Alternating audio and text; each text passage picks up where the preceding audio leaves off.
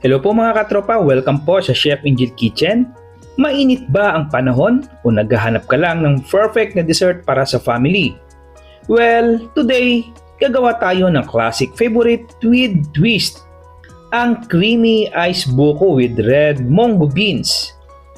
Sobrang daling gawin, pang negosyo, level ang sarap, at siguradong mapapa-extra scoop kayo, lalo na po ngayong tag-init.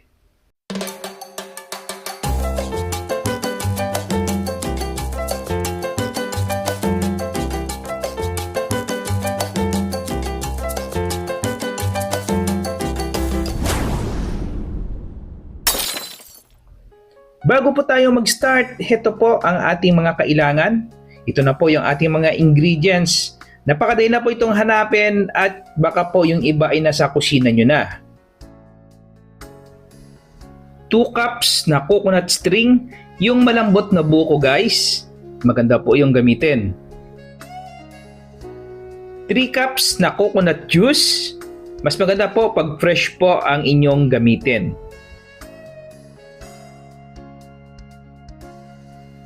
300 ml na condensed milk para sa tamis at creaminess. 250 ml all-purpose cream, i-chill nyo po muna para maging smooth po ang texture. 1 cup red mung beans ang star ng ating toppings. Nilaga ko po muna itong ating red mung beans hanggang lumambot at maluto. 1/2 cup white sugar or ayon po sa inyong panlasa. Gagamitin tayo ng cornstarch, 3 tablespoon. 2 teaspoon na vanilla flavor or vanilla extract. Gagamit din tayo ng mga sumusunod. Popsicle stick, yan po ang magiging handle ng ating magagawang ice buko. Paper cup, diyan natin ihulma yung ating ice buko at gagamit tayo ng foil pang cover natin sa ating magagawang ice buko.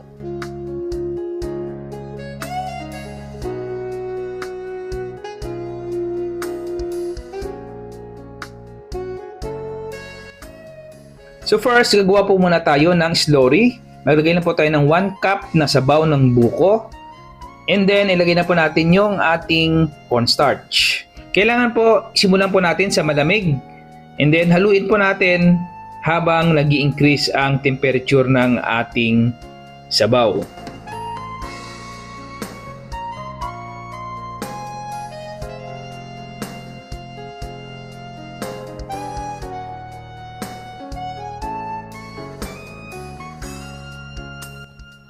At kapag ganito nakalapot yung ating slurry, itabi po natin at palamigin.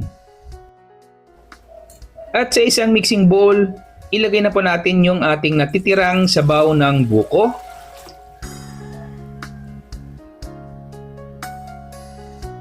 And then ihulog na po natin ang ating condensed milk.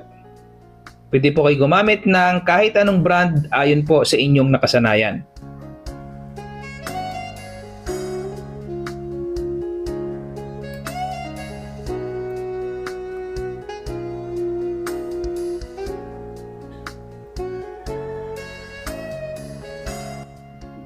Isunod na po natin ilagay yung ating white sugar. And then ito po yung ating haluin hanggang matunaw po yung nilagay nating asukal.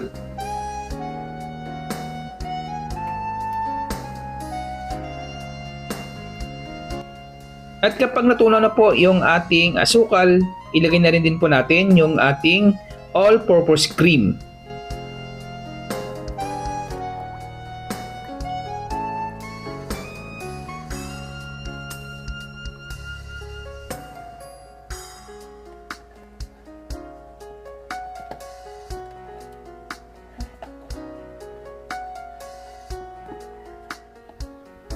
And then, ilagay na po natin yung ating slurry.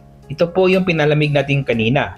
Bakit pala may cornstarch? Ito ang technique para maging smooth at hindi matigas na parang yelo lang ang texture ng ating ice buko.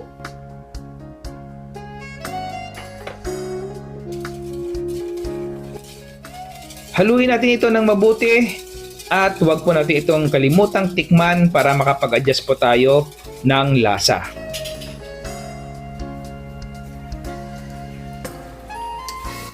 At kapag okay na po yung lasa, dito na po natin ilagay yung ating vanilla extract. Ito po ay magdadagdag ng bango.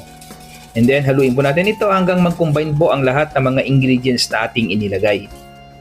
Pagkatapos ilipat natin ito sa isang tub or pitchel.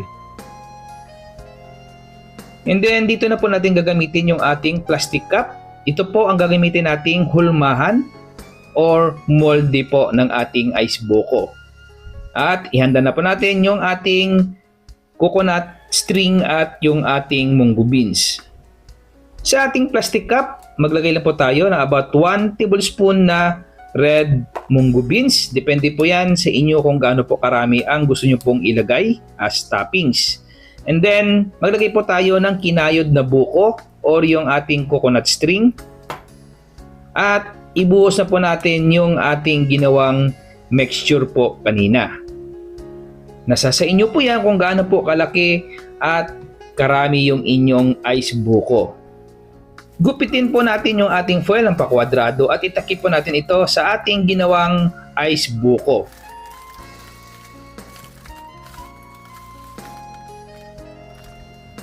Maghanda lang po tayo ng maliit na kutsilyo at gumawa po tayo ng butas sa gitna. Diyan po natin ilagay yung ating popsicle stick na inihanda kanina.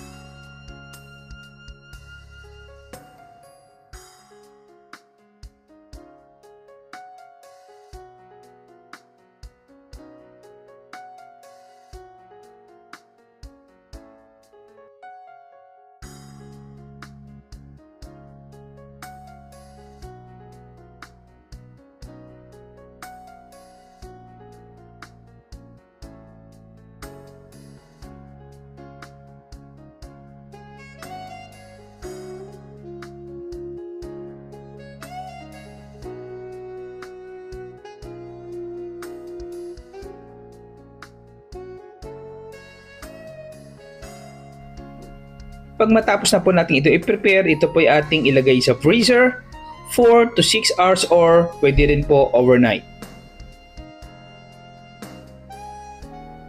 So mga katropa, ito na po yung ating finished product. Tingnan nyo naman mga katropa kung gaano po siya ka-creamy, kung gaano po kaganda yung kanyang texture. Guys, nakatulog din po sa pagpapalambot ng ating ice buko yung cornstarch na ating inilagay. Nangingibabaw din ang sarap ng ating inilagay na red mung beans at buko. Tamang-tama lang yung tamis at linamnam. So mga katropa, perfect po ito pang negosyo or pang bahay, lalo na po ngayong summer. At kung nagustuhan nyo ang video ito, don't forget to hit the like button, mag-subscribe para sa mas marami pang Pinoy recipes at i-share ang video na ito. Ako po, si Chef Angel, nagsasabi sa inyo, mag-ingat kayo palagi and God bless!